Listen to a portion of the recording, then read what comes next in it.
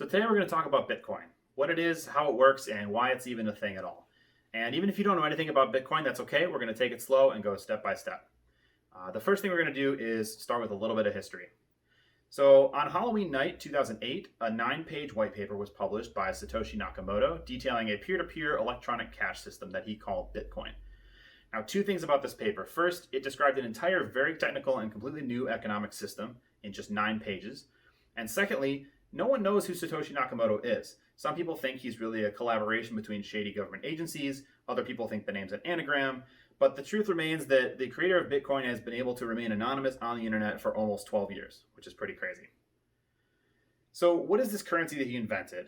Bitcoin is a decentralized digital currency backed by a public ledger and maintained by a massive amount of computing power. So that's a pretty complex definition, but let's break it down into parts and see what it actually means.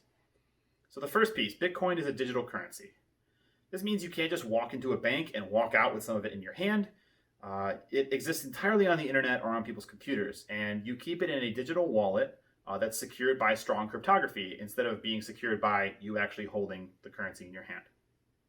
It's also decentralized, and this means that while there's an entity like the Federal Reserve backing the US monetary system, there's no such entity controlling Bitcoin. The market is maintained by each individual person participating in the Bitcoin economy.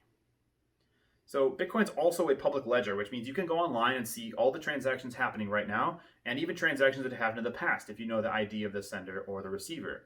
And this public ledger is also how everyone who participates in the Bitcoin network contributes to making it secure and maintaining it. Because everyone maintaining this network contributes their own computing power, the total power of the network is huge.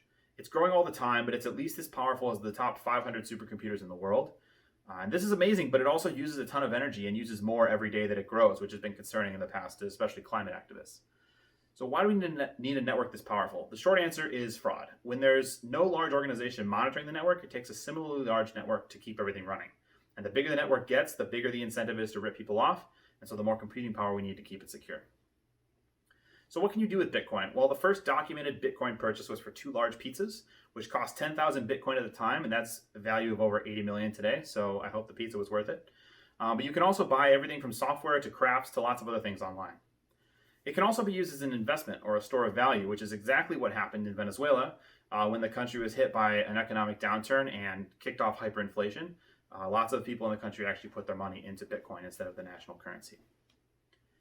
But if Bitcoins aren't real and aren't managed by any central authority, how do they come into existence and how does this massive network continue to grow? Well, it happens through a process called mining, although it's a bit different than taking a pickaxe to a rock wall like you might be imagining. Bitcoin miners, as they're commonly referred to, verify the transactions that are passing through the network and are rewarded with new Bitcoin for their efforts. They are the massive computing power that we talked about earlier. Each of them agrees to use their computing power to contribute to the cryptography that keeps the entire network solid. At the same time, these miners are creating new Bitcoin by running what can be simplified as a giant guess and check operation. Guess the answer to a cryptographic puzzle, check your answer, and if you're right, you've just mined a new block of Bitcoin. The odds of this guess and check game are currently at about 1 in 13 trillion, which means you better have a fast computer so you can make a bunch of really fast guesses. To get around this, some people combine their computing power into what's known as mining pools to have a better chance at mining new Bitcoin.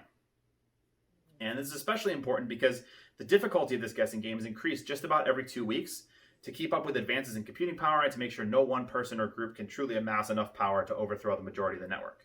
It's been tested a few times before, but so far, no one's been able to mount a successful attack against the Bitcoin network. So a really hard guess and check math problem, plus an ever-increasing difficulty, gives us a network where the only way to get new Bitcoin is to play the mining game, and the fact that everyone's playing keeps everyone else from cheating. Not so complicated, right? So this crazy economic experiment that started as a bunch of nerds freaking out over a 9-page PDF is now a pretty big deal. The current market cap of Bitcoin is over $100 billion and has attracted interest and investment from basically every sector of what you might call the more traditional economy. And even if you write off Bitcoin as completely crazy, the blockchain concept that it's based on has been adopted by many other industries to securely share medical data, track and count votes, and distribute music royalties, and so much more that I'd probably need at least another 5 minutes to go into it all. Put another way, Bitcoin is a decentralized economic system created by a complete ghost and supported only by a massive network of people's own computers and their desire to keep the whole thing going. So is this the future of money and how it's exchanged online? Well, it's hard to say for sure, but I'll be back for another 5 minutes in Ignite 2030 to let you know.